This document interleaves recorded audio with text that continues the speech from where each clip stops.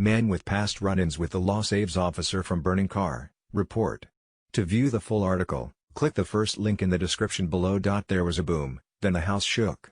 Dalen McLeod thought for a minute it might have been a small earthquake until a relative came running inside to say there had been a car crash involving a police cruiser outside the apartment in Uniontown, Pennsylvania, about 45 miles south of Pittsburgh. McLeod ran outside and pulled an officer from the mangled patrol car's flames began to spread into the cabin. Police officials and others have credited McLeod with saving the officer's life after the Sunday evening crash.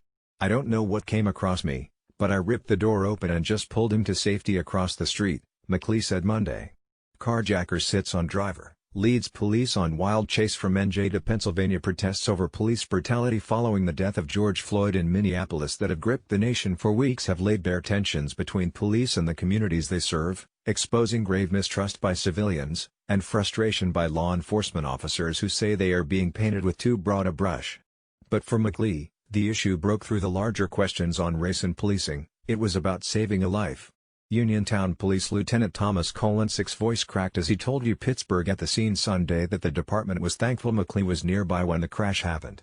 Dalen actually said, "I'm not going to let him die," Colonsick told the TV station. "There's just no words to describe, you know." Several of Officer Jay Hanley's relatives had thanked McLeod on social media Sunday and Monday, noting the officer was undergoing surgery after the crash for a serious leg injury.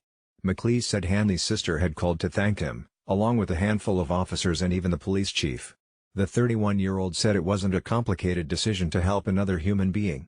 But even some of his close friends wondered if he hesitated because of his previous interactions with. To view the full article, click the first link in the description below.